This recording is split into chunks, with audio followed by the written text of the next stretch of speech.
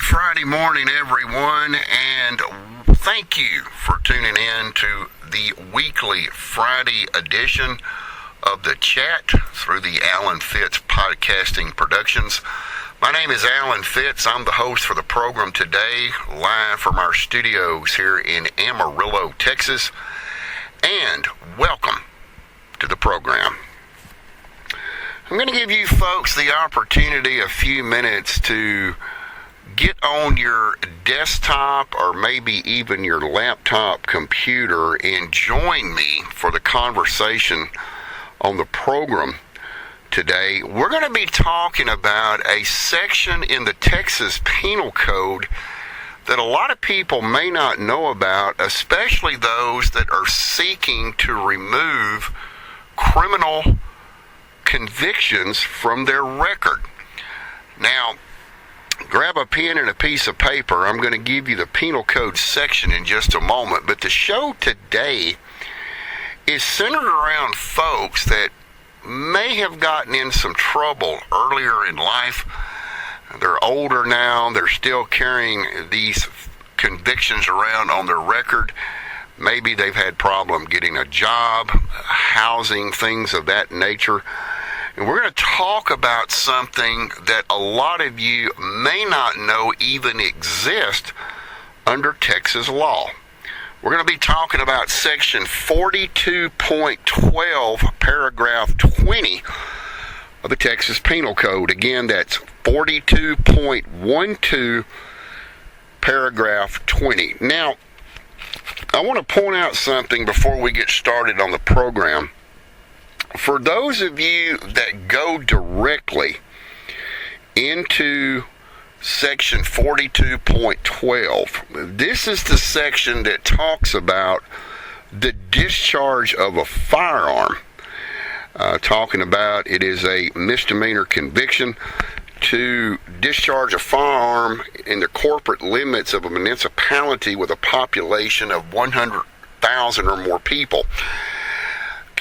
What you're going to need to do on this is when you find that section, you need to scroll down on your desktop or laptop computer, and you're going to go down to subsection paragraph 20, which talks about judicial clemency for certain convictions on a record.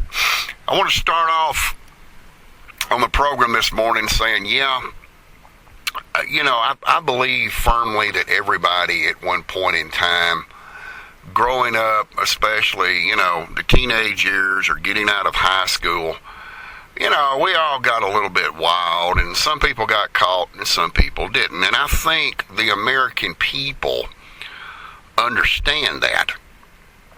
But for those of you that did get caught, especially in the felony conviction limits, we want to talk about something that you may not know exists, and that's if you meet certain requirements, you can have that felony conviction actually removed from your criminal record. Now, let me start off by saying, and I want to try to alleviate any confusion that may be getting started here, especially if we have possibly some lawyers out there listening to the podcast this afternoon. I will firmly tell you that a final conviction in Texas cannot be expunged. Now, we're talking about judicial clemency, basically a lower court pardon. And in the program this afternoon, I'm going to explain to you how this system works, that you're not actually getting your record expunged, rather you're having your conviction dismissed. And this is what Section 42.12, Paragraph 20 of the Texas Penal Code talks about. But again, remember, there is a difference between judicial clemency, a pardon, and expungement. Now, let me go ahead and get into a little bit on the program. Let's talk about expungements for just a moment. Now, again, I've stated that in Texas, if you are convicted of anything, misdemeanor, felony, whatever the case may be, it is a violation of Texas law to expunge a conviction off of your record. What an expungement does, and we'll go ahead and touch on this, even though this really doesn't apply to the topic, but it will set the standard for you to understand the difference between a judicial pardon, if you will, and clemency versus an expungement. An expungement occurs when not only the criminal record is taken off your record, but all official documentation is destroyed. And what I'm referring to is it starts off with the arrest. It starts off with the mugshot at the local sheriff's office, and this, that, and the other. All of that is completely destroyed in an expungement situation. 42-12-20 of the Texas Penal Code does not reference expungements, but rather it references judicial clemency, which in layman's legal terms, folks, is a pardon from the lower courts. Now, you're probably asking yourself, how can you pardon someone that has a conviction if it doesn't go through, well, in this case, the governor's office? Well, this again is another misconception that people have, and we want to, on the program this morning, try to alleviate the confusion and explain to you how this process works, especially if you're somebody out there that does have some criminal convictions, whether they be misdemeanor or felony, and would like to attempt to get those convictions off your record. It's a process that is called set aside of conviction. And basically what it does is, if you are one of these people, let's say for an example, you have a felony DWI on your record, and you're wanting to drive an 18-wheeler, you're wanting to drive maybe for Greyhound or Trailways or somebody like that, and you cannot secure that job because when they run your criminal record, they're seeing, well, not only does he have a DWI, he gets up in the felony levels. We're not going to hire this person because they're going to be afraid you're going to get behind the wheel of that bus and you're going to drive drunk. So they refuse to hire you. But you really want that job because that's a well-paying job. That job can help you get into financial freedom with yourself or your family. So what happens with this situation is you have to have a lawyer, basically, that knows the process of set aside of conviction, the judicial clemency, 42-12-20 of TPC. What actually happens in a situation like this is they will go in and reopen the original case where you were convicted of whatever crime you were convicted of. Now, understand not all people meet this criteria, but I'm going to go ahead and back up.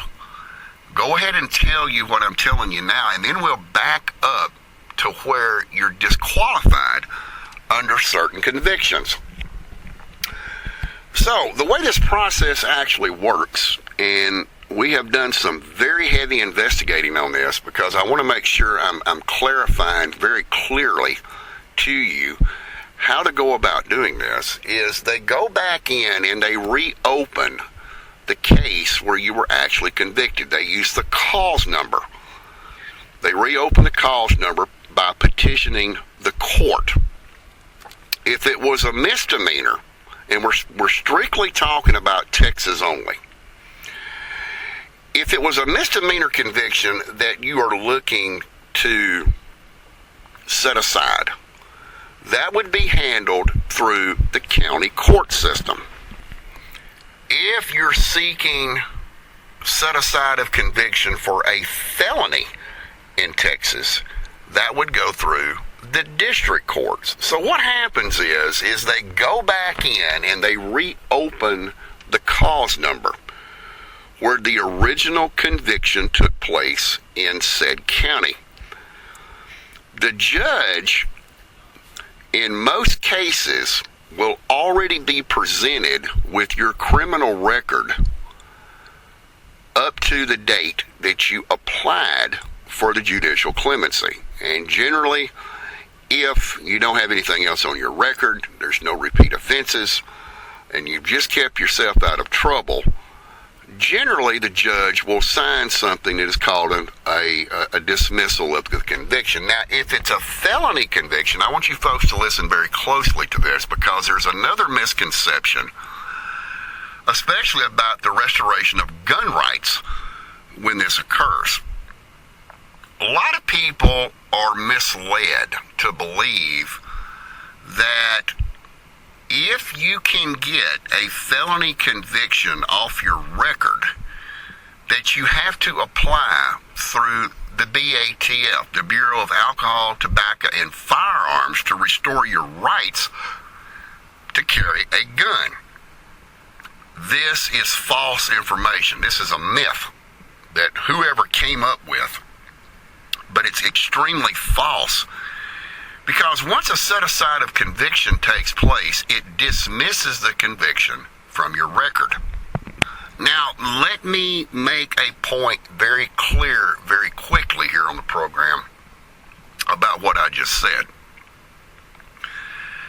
Hear me out when I say it dismisses the conviction against you. It does not dismiss priorly what occurred before your conviction, which means to law enforcement, or if you are applying for a professional job that utilizes the secure server of the Texas DPS, they will be able to see, indeed, that at one time you were arrested for whatever offense you committed, but in the same token, down below it will indicate that your conviction has been set aside, which means it has been dismissed. It's discharged from the system.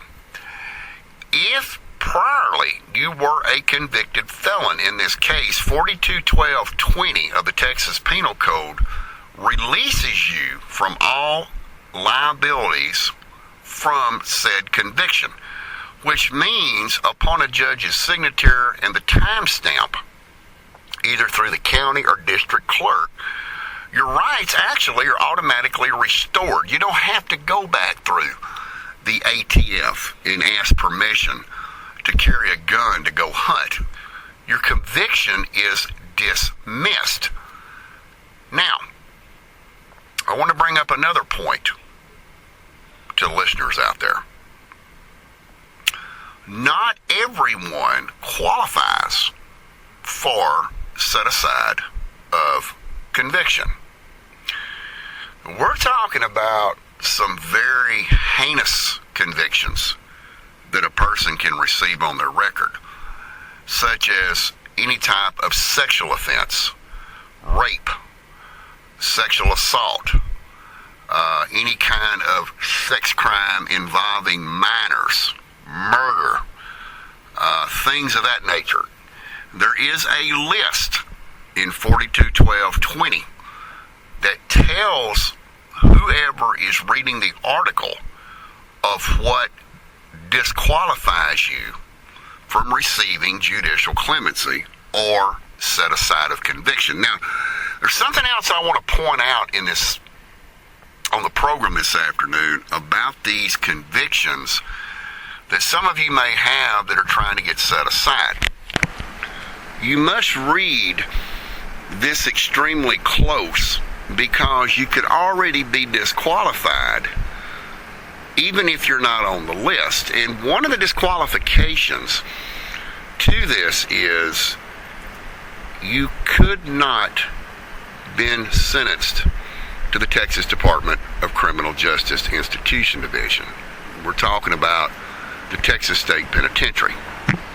So one of the main things that get you started in the process of attempting to set aside these convictions that you may have on your record is you must have successfully completed the court's ordered term of probation.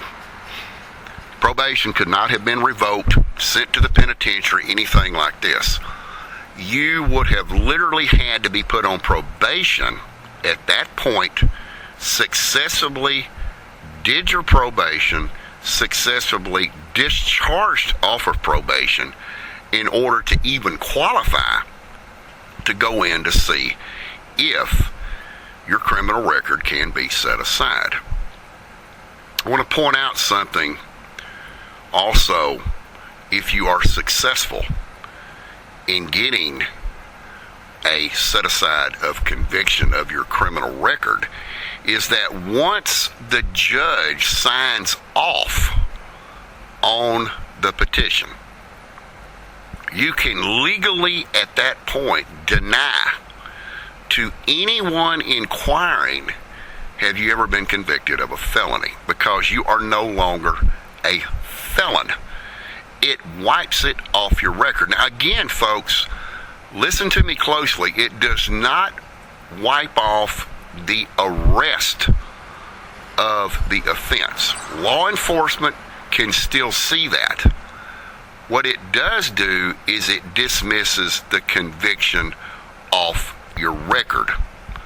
However, and it does not actually mention this in the Texas Penal Code, but it is forementioned that if the offense is ever repeated, that the presiding judge on that bench will be made aware that at one time you did commit the offense and you were discharged by set aside. So keep that in mind. So backing up a little bit, let's go back and talk about, okay, you meet the qualifications to set aside of conviction. How do you go about doing this? Well, you know, here in Texas, we have 254 counties. So some of you may be thinking, well, let's say that I live here in Amarillo, but my conviction was in Houston, way down in Harris County. I'll just petition the court here in Potter County to remove my conviction. You can't do that, folks. You simply cannot do this. What has to happen in this situation is you have to return back to the original court that had the jurisdiction over the offense and sentenced you in the first place. Now, what has actually happened in this situation is that case law many years ago was presented to the Texas appellate courts, and they ruled that the lower court judges in Texas have the authority to take away convictions issued in their court. Now, if we back up 50 years ago, back to the 1970s, this was not possible. You had to go in with your lawyer and you had to appeal your conviction to higher courts. It would go to the circuit court, it would go to the appellate court, and finally it would reach the Texas Supreme Court, which, if turned down, that would pretty much be it. You could still appeal it to the federal justices, the U.S. Supreme Court, but chances were you weren't going to get reprieve from that because they generally followed what the Supreme Court already handed down. But as the years went by, case law became inevitable. And it was presented in Texas case law that the lower court judges need to have more authority from their actual bench and courtroom itself. So they ruled again that the lower court judges have the authority to take away convictions that they handed down. And folks, understand, it doesn't have to be the exact same judge. let's say that you are in the first judicial district. Well, you would have to return back to the first judicial district because it is the court that has the jurisdiction. Any other county in Texas would not have jurisdiction over the case. So you would have to return back, and 20 or 30 years from now, back then to our present time, the old judge that sentenced you may be retired off the bench, may have passed away, whatever the case may be, but there's still a judge on that bench that has the authority over that case. And that is the way the set-aside of conviction rule works with 42-12-20 of the Texas Penal Code. I'm going to kind of give you an example. And this is not exactly how set-aside of conviction works, but it's similar. And I want to give you an example to this. About 3 legislative sessions ago, down in Austin, there was a bill introduced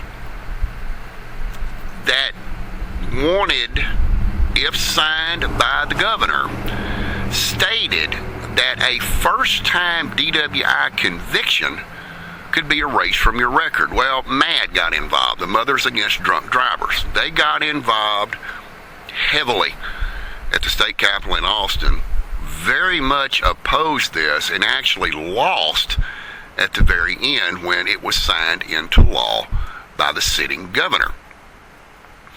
The way this works is if you have had a DWI. Okay. Your first DWI, which under Texas law is currently a Class B misdemeanor. Now, the law doesn't go in and go through all this rigmarole about it's got to be simple, nobody's got to get hurt, it can't be anything above what I'm using as wording as a simple DWI. And what I mean by that is you got pulled over by a law enforcement officer, you were drunk, arrest was made, there was no resisting arrest charges, you just were drunk, you went to jail, you got convicted. Okay. In similarity, the way that set-aside conviction works is similar to how they take the DWI off your record. It is something called an OND, which is an order of non-disclosure.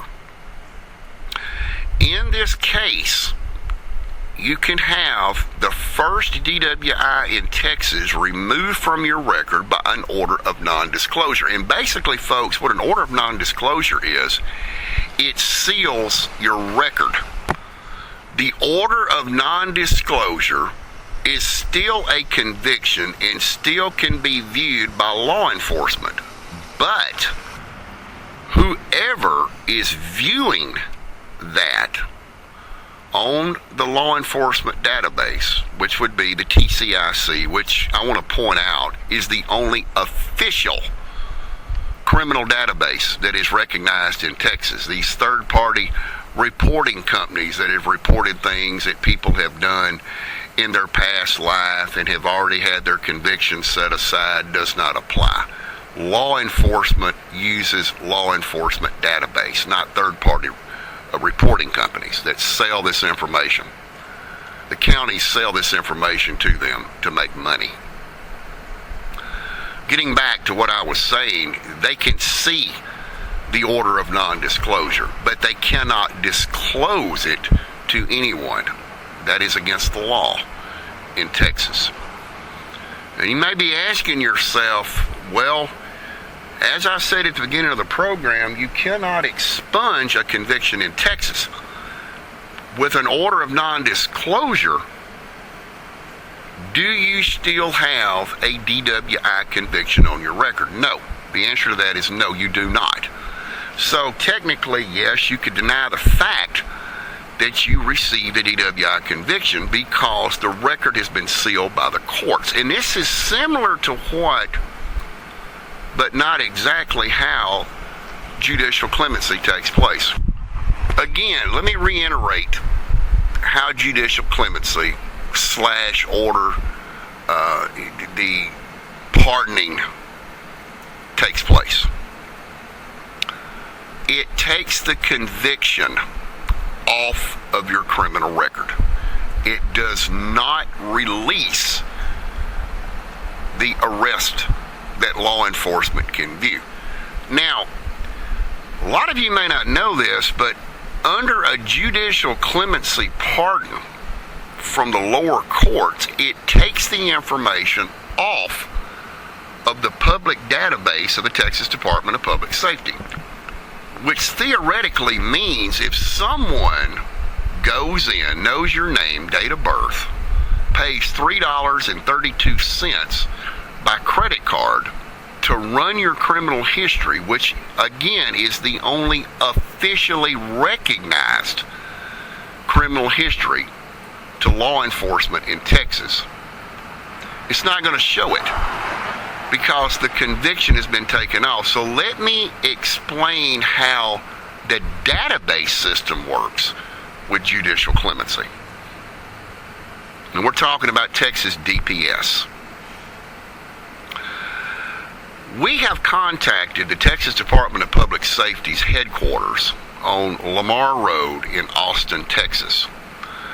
And we had a question for a major. He was the individual that answered the phone. A major is a rank just above a captain. And he was very polite and very professional with us. He was also very cooperative with us in asking this question. We asked the major exactly what does appear on the Texas DPS when a person is convicted. The major explained that all convictions and all deferred adjudications are reported to the Texas DPS Central Database. That's the public database that anyone out there can purchase tokens that can pull up a criminal history on anyone through the public database. He also explained to us that deferred adjudications are not a final finding of guilt from the courts. However, and by standards of the Texas Department of Public Safety, they are considered convictions through the DPS. The major explained this would be used against an individual, say, for example, that was applying for employment through the Texas Department of Public Safety, not necessarily a state trooper, but it could be in any position that the DPS offers, that they would look at that as a final criminal conviction. So a deferred adjudication where it's not a final conviction versus judicial clemency is much different. The judicial clemency process, folks, basically restores the rights that have been taken away to an individual upon certain convictions that they have committed and been found guilty of. As I stated earlier, we could talk about someone that had a felony DWI. Now, felony DWI does qualify for a judicial clemency in Texas. But as I talked about earlier, someone trying to get a driving job professionally would be denied employment more than likely because of that felony conviction. And of course, a convicted felon in Texas cannot be in possession of a firearm unless 5 calendar years have passed since the conviction and the discharge of community service, parole, or community supervision. They can have a gun at their home where they reside or the premises under their control under Texas law. Let's say that you have a gun conviction on your record. Let's go back to the original 42.12, which talks about discharging a firearm. Forget the subsection and let's just concentrate on 42.12. So let's take for an example that you're out in your garden, maybe here in Amarillo, and you have a hoe in your hand and you're hoeing out weeds from your garden, and all of a sudden a snake appears and you run back in your house and you get a pistol and you walk back outside to your garden, you shoot, and you kill the snake. Well, that would be considered a Class A misdemeanor here in Amarillo, because you're in the city limits and our population is well over 100,000. You're found guilty of that, so that would be technically a firearm conviction. Now, because it's not a felony, you would still be able to legally carry a firearm. But let's say you did something else with that firearm and it bumped it to a felony, whatever the case may be. Now you have a felony conviction on your record. You still, either way, misdemeanor or felony, still would meet the requirements of judicial clemency, but it doesn't happen right away. Now, this is the part that I want to go into to alleviate all the confusion behind judicial clemency. Okay, now we're going to get into the law scale part of this here on the podcast. During the term of the probation status in Texas, a judge can grant what is known as judicial clemency or a pardon after 2/3 of the sentence has been served. For example, let's say that you have a felony DWI. We've been talking about felony DWIs because it's one of the most simple felonies that you can get in Texas. Your third offense is considered a felony. Let's say that you're put on a probated term of 2 years. Now, under a third-degree felony, the law states it's 2 to 10 years with a maximum $10,000 fine. Now, for this podcast moment only, omit the fine. We're not worried about the fine. We're worried about the time frame. So let's say, for an example, that you get 2 years on felony probation and you're fined $1,000. Okay, you go ahead and pay the $1,000 off. You pay off all the probation fees, the court cost.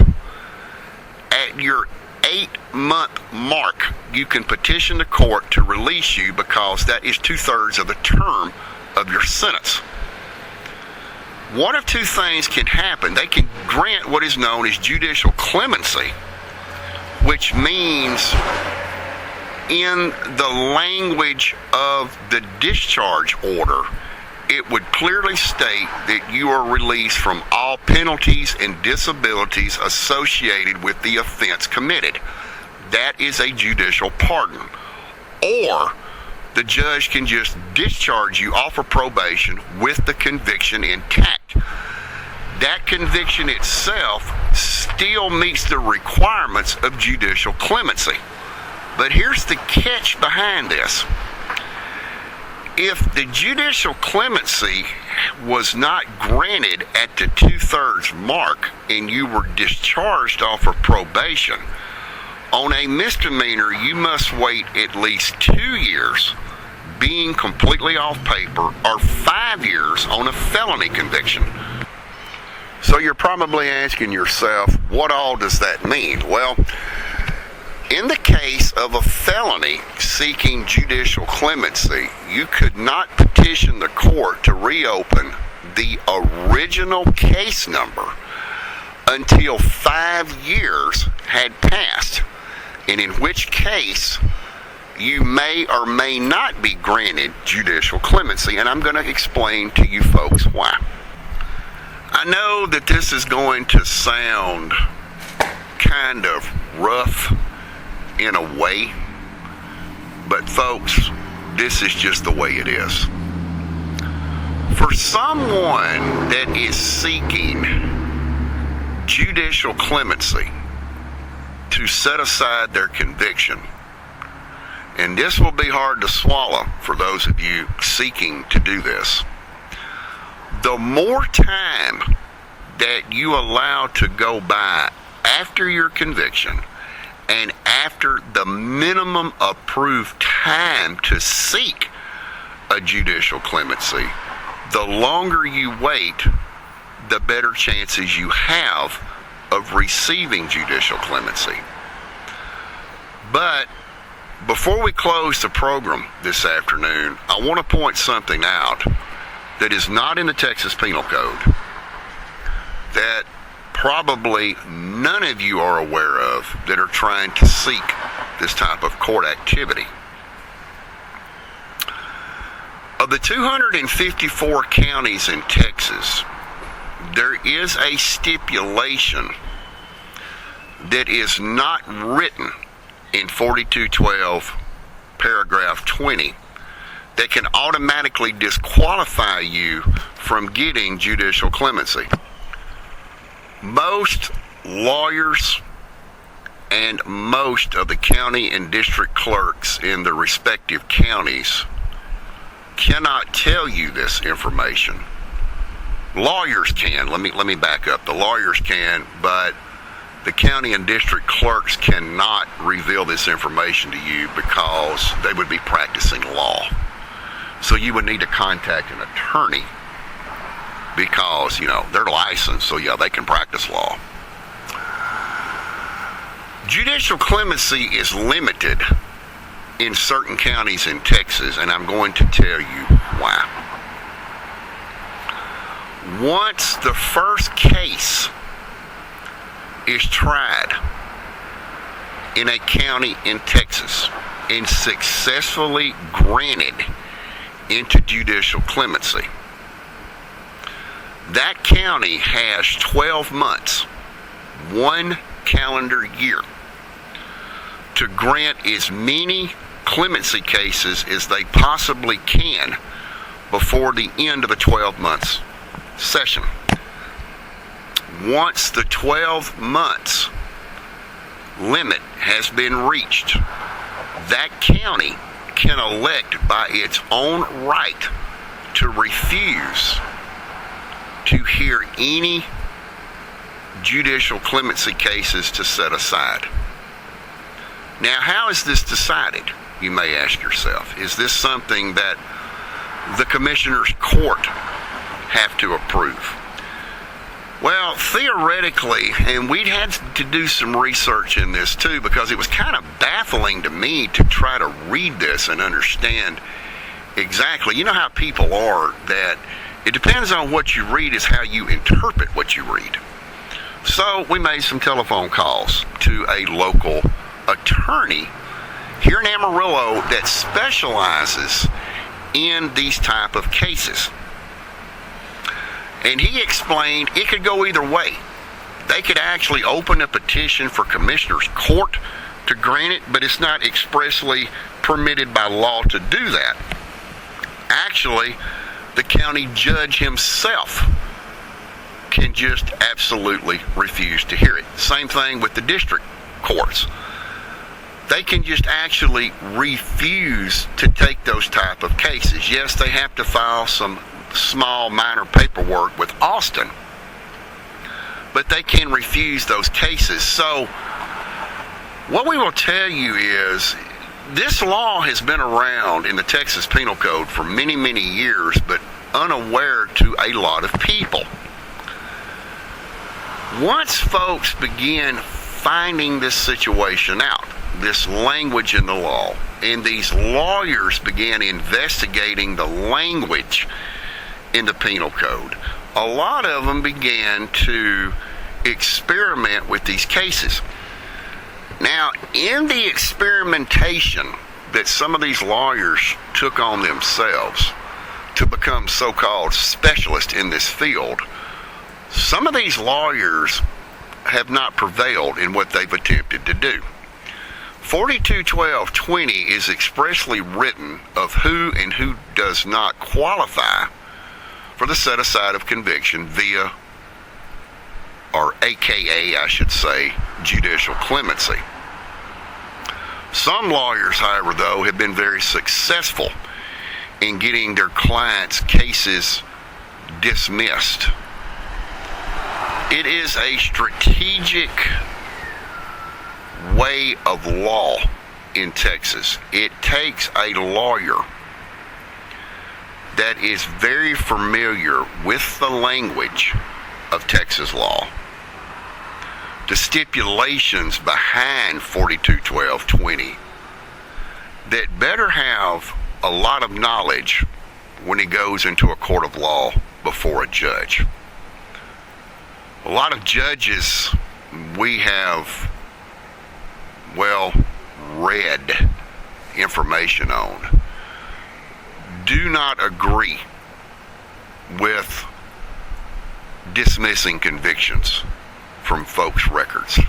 Some judges believe that an 18-year-old that gets out here and assaults someone should have that on their record for life, while other judges say, no, that individual deserves a second chance. Let's get it off his record. Let's give this individual a second chance in life and see what he does. You be the judge on that. Some of you may be asking yourself, and yes, there's a lot of people out there that have domestic violence convictions on their record, which is a Class A misdemeanor in Texas, first offense. Do I qualify for that? Yes, indeed you do. You do qualify for petitioning the court to get that off your record. But judges are going to look at the extent of what happened in a case of domestic family violence. They're going to look at the time frame that went by. And if you guys out there have ever slapped your girlfriend around or something like that, and think you can get off of it in 2 years, think again. Judges don't normally do that. 20 years goes by, you may stand a better chance if you haven't had any other brush-ins with the law. But yes, read the list in 42-12-20. It actually, folks, may surprise you of exactly what convictions qualify to be set aside. Again, if you're one of those folks out there listening to the podcast this afternoon and you've had this hanging over your head for years and years and years, and you get on the computer and you read what qualifies and what does not qualify, who knows? Take the chance. You might actually find out that some judges are lenient than others, or I should say more lenient. They're willing to give you a second chance in life, maybe 20 or 30 years down the road, where you've had problems because you've had that hanging over your head all these years. There are lawyers out there that do specialize. Some of them, this is all they do. And you can always read about them through a search engine. What is their success rate? What all do they require? And I know some of you may be asking, well, this sounds like a good deal. How much is this going to cost me? Well, folks, while I'm not a lawyer, I'm not authorized to practice law, and I can't charge for services like that, I will tell you this. There was an old saying, and that old saying was years ago, and it's still in effect today. It doesn't cost you anything to stay out of trouble, but it'll cost you an arm and leg to get out of it. My assumption with that question of how expensive is it, well, I would have to honestly answer that question. It depends on what you did. The more severe the crime and conviction, I would assume it would cost you more money to get out of. We did, however, have the opportunity to speak to one of these specialist lawyers, I like to call them, that deal with this type of clientele in their law firm. And the lawyer did mention that it starts off at about $1,500. It's not a lot of money to a lot of people, but to some people, that's a fortune. The best case scenario is do the right thing,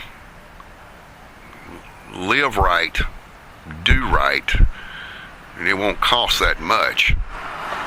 Get in trouble, and yeah, you'll be missing an arm and leg before it's over with. That's going to wrap it up for the chat this afternoon. I hope that anyone out there that is listening or has listened to the program this afternoon, I hope this has been beneficial to you. And whatever you may have on your record, remember, it was your own conscious decision to put yourself in the situation. Now it's your conscious decision to try to get it off your record. And if you're successful, you will lead a much better life. We'll see you next Friday for another edition of the chat. Until then, this is Alan Fitz, as always, saying have a great weekend. Bye for now.